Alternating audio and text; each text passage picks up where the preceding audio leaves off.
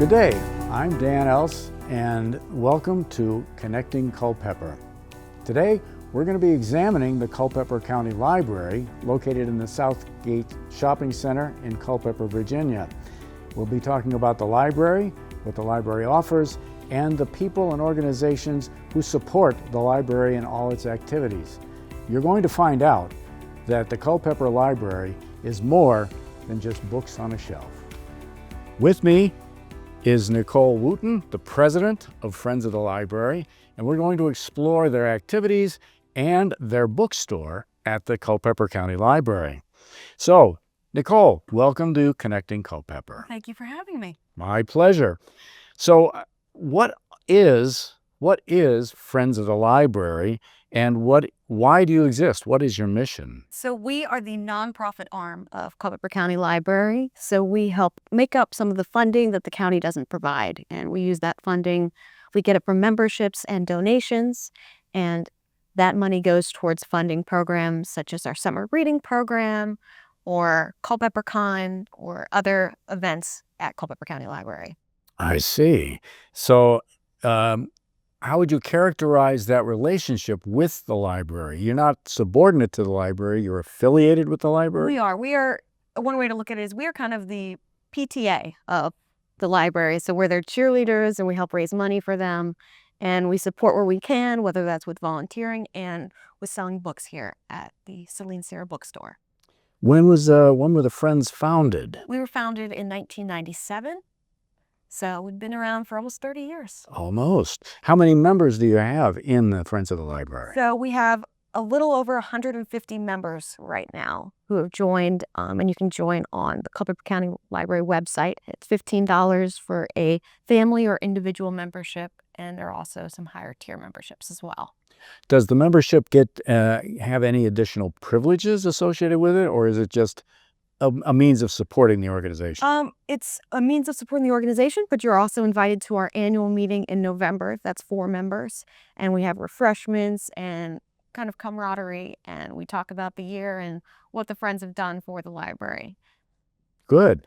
You had mentioned the summer reading program. Do Friends of the Library sponsor any other reading programs, or are these sorts of things done by the library just with your assistance? They are organized by Culpeper County Library, and then we help provide funds, whether that's with snacks or supplies or things along that nature that they need. I know Shannon, our youth services librarian, is really involved and always asking the Friends for ways they can help contribute and offering opportunities if there are opportunities to help. Well, good. You also mentioned Culpeper Con, so it seems to be a Culpeper favorite event. What is it and how long does it last? So this will be our fourth year, Culpeper Con this year, so the Fantastic Fourth Edition is what we're calling it. It is a day celebrating literacy, and it's tied into how comic books are literature. It also gives patrons an opportunity to explore the library, maybe step foot in the library if they've never been here before, see the services we offer. There's panels, there's activities. We have a keynote speaker this year, which I'm sure Andrew DeNicola, who we'll speak to later, is really excited about. And it's just 2 days of fun. We have a cosplay contest that Friday, the night before, and then Saturday is all day at the library from 10 to 5.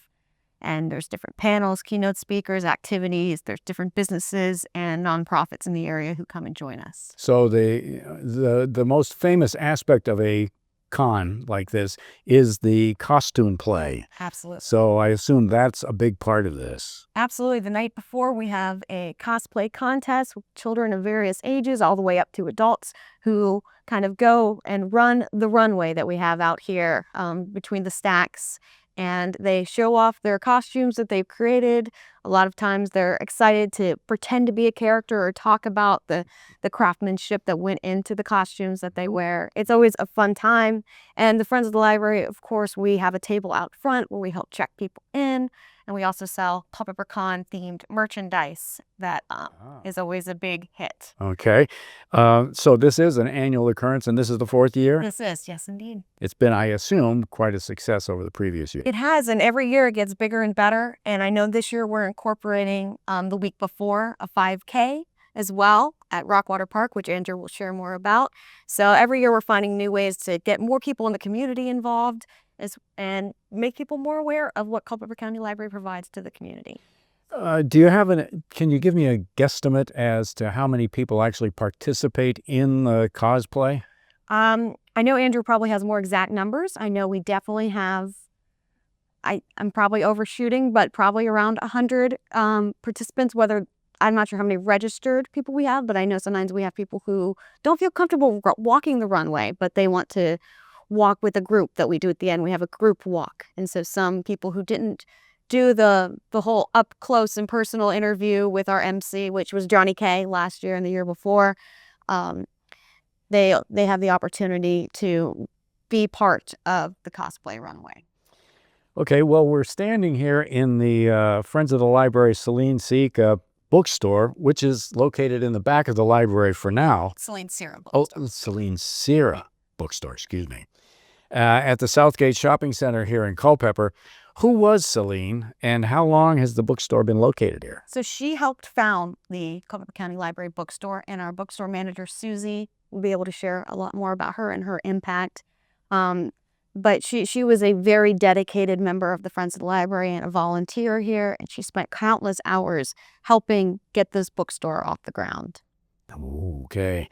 I understand there's going to be a change to the store in the future. What's that change going to be? So we are doing a big renovation project in partnership with the library itself and the Library Foundation, and we are moving the Friends of the Library bookstore closer to the front of the library, right where there's more visibility. Because a lot of times patrons don't know that we have a bookstore here because we're kind of tucked away into the back. And so they'll be able to see we have our giving tree out there now. We've relocated it from the large meeting room. And so that kind of gives you an idea where we'll be right front and center to help sell some of these books and support the library. Do you know about when this is going to take place? I believe it's going to be taking place midway through this year. I know we've already started some of the project. And I know that also involves, we're renovating the youth services area, adding a teens area, and a maker space, which our adult services librarian, Andrew DeNicola, has helped kind of initiate from the ground up, and he's very excited about that particular aspect. Okay.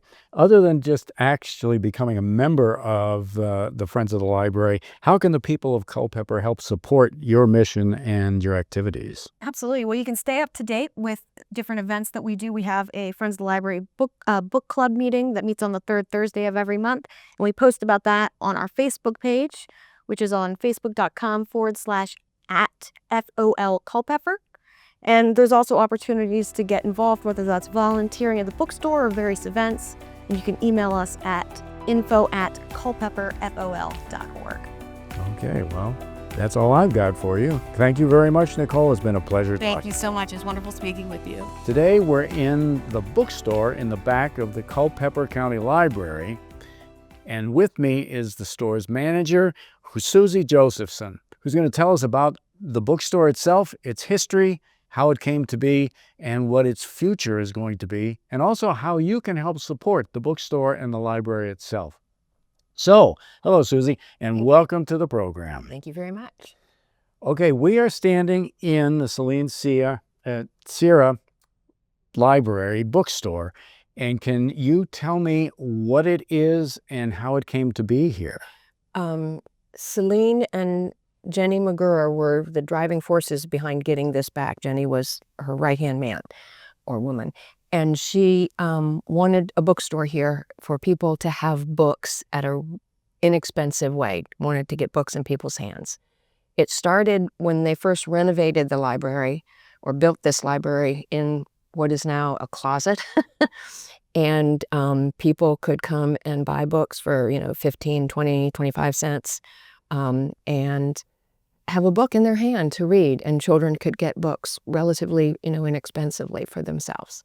When they added on to the library in 2013, 14, 15, they actually built this part, and we got a actual room with lots of shelving and window space, and we're looking forward to our move up front where we will have, it's pretty much the same square footage size, it's just going to be a little different rearrangement, where we can still offer books to people for a really inexpensive price. And Celine, we think, would be, and Jenny would be very happy with that. We want to keep it as a small little bookstore where you can get a book to read for less than $1 or less. So what, how long ago was the bookstore established in the library? As far as I know, Ginger and Celine started it around 2000, something like that. Mm-hmm. So we're on the 26th year already. Yeah, at least that much, yes. And so we couldn't find out an exact date, but that's how long that her daughter-in-law and her daughter and her children remembered her working here, so, and doing it. So it's a nice little place for the community to come, and we like that. You said that originally people could come in, buy a book for as little as 25 cents. What's the current sort of rate structure? Most adult books are $1. Children's books tend to be 50 cents or less. So we do have some books that are $2 or $3 if they're relatively new. We do have a few choice history books that might be $3 or $4, but $5 is pretty much the most, and that would be for like what we would consider like the Culpeper history book, the book to have. Well, where do you get the books to put on the shelves? People donate, and the library weeds their collection. Those are our two big places for getting books. The library is always weeding their collection, so we're always getting influx there. And then people donate books all the time, and you can donate anytime the library is opened. You're allowed to bring 2 boxes or 3 bags a day. So just bring them in. Okay. Not water damaged or old moldy books, and not books that are 50 years old, unless it's a classic. We'll take that. How long have you been the manager here? When the library closed for COVID, the store was closed for over a year, and they wanted to open it back up once the library got back opened in 2021. But Celine was 91 years old and didn't think she could continue to do it. I was already a volunteer here at the library and had been working here for about 7 or 8 years, and they knew my organizational abilities and said, "Hey, wouldn't you like to?" And I said, "Yes, I would," because I want the store to be back opened. So I took it over in 21 when we reopened after COVID, and I've been the manager here. I have Celine's daughter-in-law, Ginger Sierra, that helps me, and Sylvia Snyder that helps me actually process all of the books in, and I have about 24, 25 people that sit in here and sell the books. We're open from 11 to 3 daily if the library's open when we're open. So, well, that's very good. mm-hmm. How would you characterize the level of activity of customers coming in? Is it occasional? Is it a steady stream? We have, well, kind of it makes a difference as to what's going on. When people know that April is Civil War month, there is a huge influx that day. They're waiting for me to put out the new Civil War books. Mostly it's just a kind of steady stream. We have people that come all the time. We have people that live far out and only come into town and come to the library like once a month or so. We have people that know about the bookstore, know how inexpensive our books are, and come and get our books when they're in town. They know we have a decent selection of large print, and then history books and things like that. They know we're a good spot to check to see if we have it. And we also take magazines that are about a year old or less, so they can get a pretty current magazine for 10 cents or 25 cents.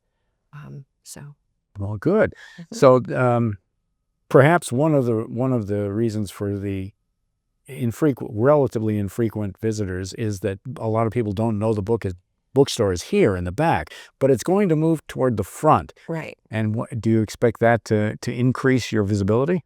I hope it will. I've been at the library for over 10 years, and people will go, "There's a bookstore here?" Well, yeah, it's been here. And they never knew it's back there, even though we have a huge sign out front. So I'm hoping having it up closer. They also gave me, when we reopened after COVID, they gave me 3 shelves up front.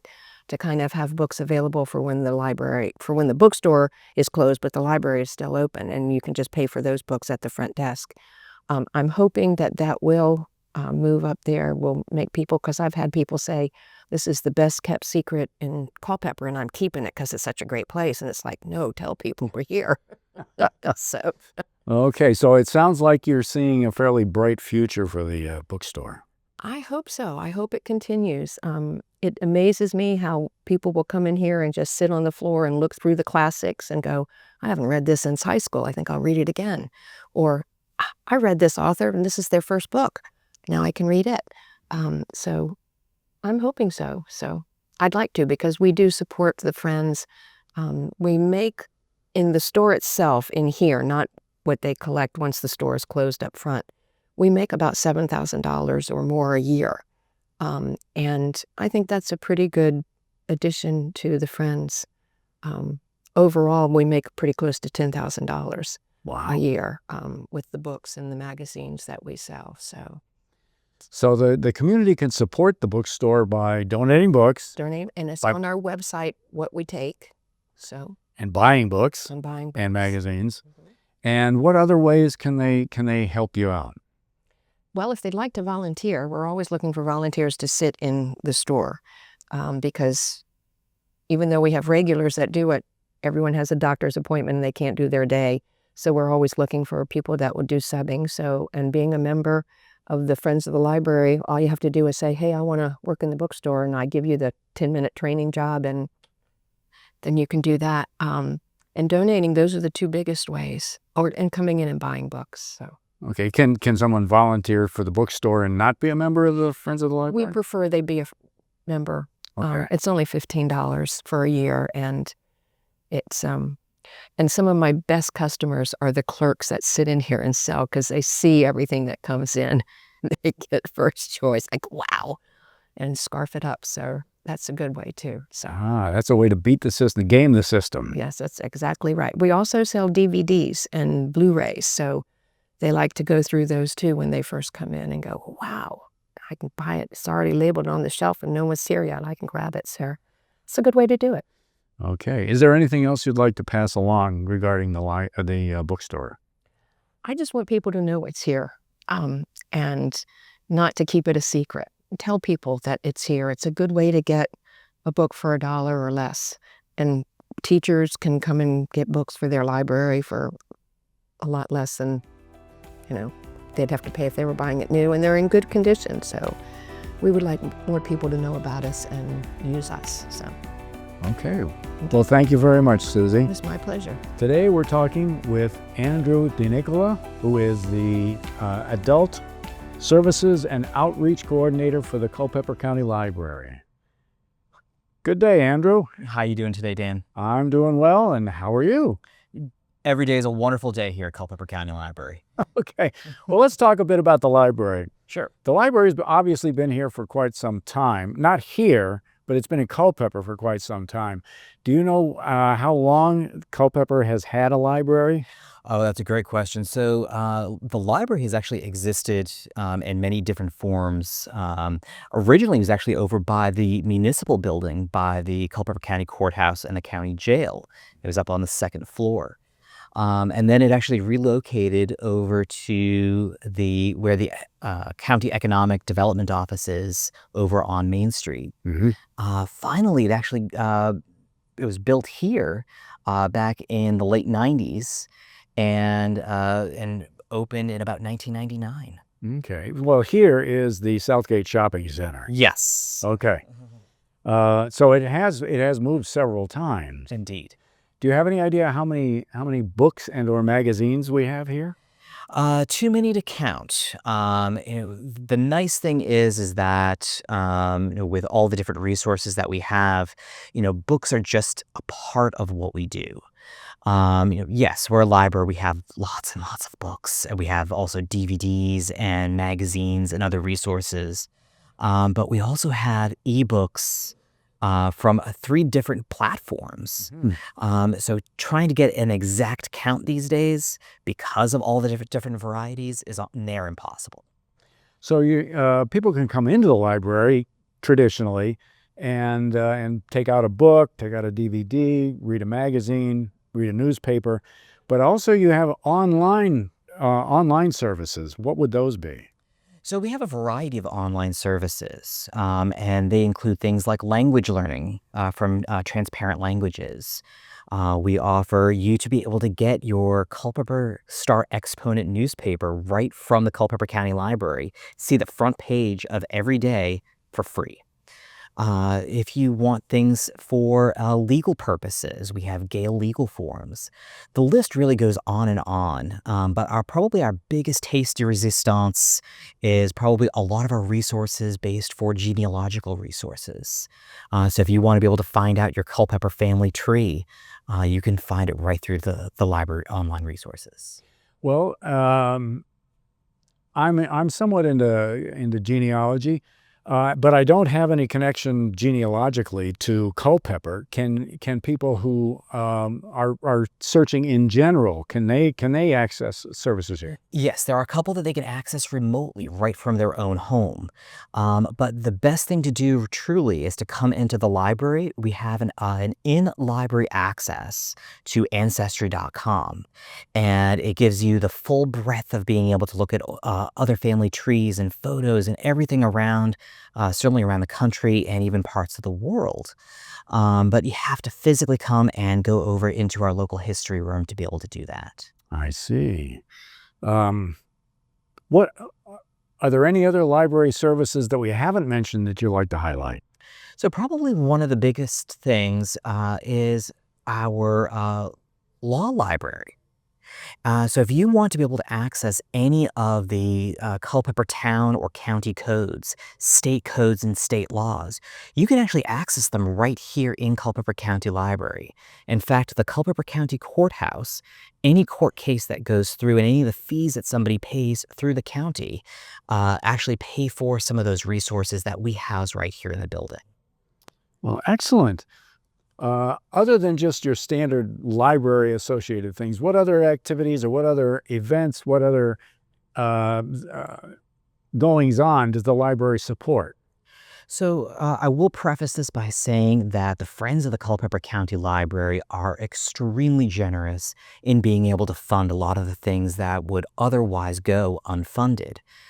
For example, we have two of our most popular programs in the entire Culpeper County Library system. The first one is CulpeperCon, coming up on March 27th and 28th, right here at Culpeper County Library. We're expecting close to 1,500 people over the course of about a day and a half to celebrate graphic novels, pop culture, gaming, nerd life. You know, all the things that made us really survive, the pandemic closure of 2020, baby Grogu, can be found pretty much right here at the library and celebrate a lot of those activities. The second major thing that we have coming up and starts in mid to late May is our summer reading program. And last year we had the highest total number of teens participating in the summer reading program than we've ever had. So we want to be able to make sure that not just the teens and the kids be able to celebrate all these activities, but a lot of these programs are open to all ages because here we're not just about the books. It's all about lifelong learning.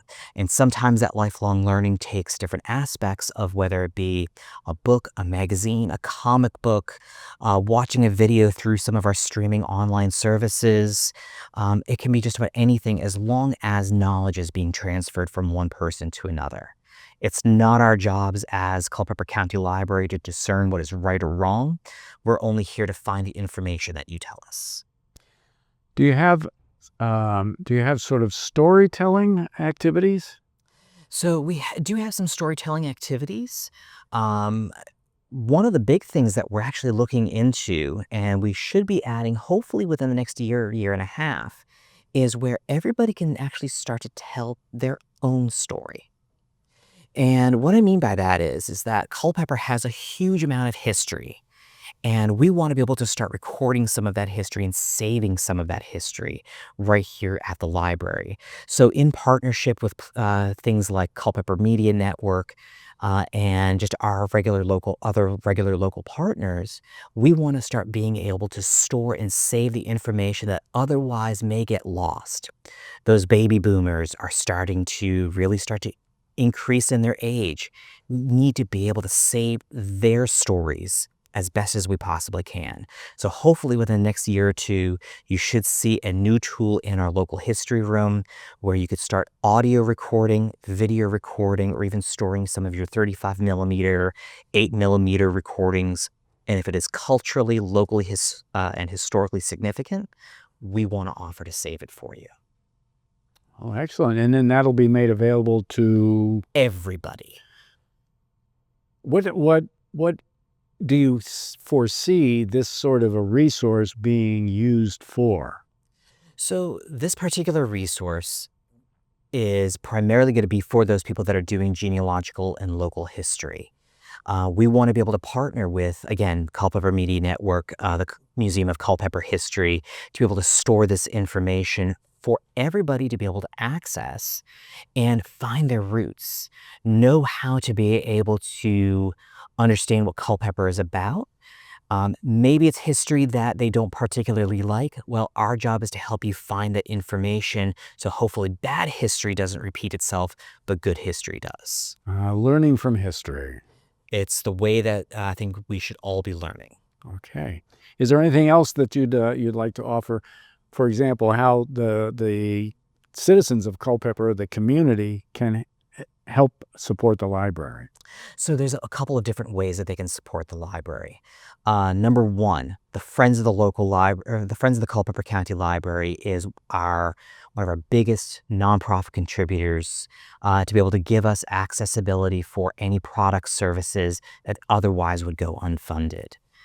We also do have the Culpeper Foundation, which is responsible for, well, the physical foundation, some of the building things that we and projects that we have that are ongoing, and whether that be the projects that are going to be going on in our youth services department, potentially even some new projects going on in our hopefully soon to be coming soon makerspace.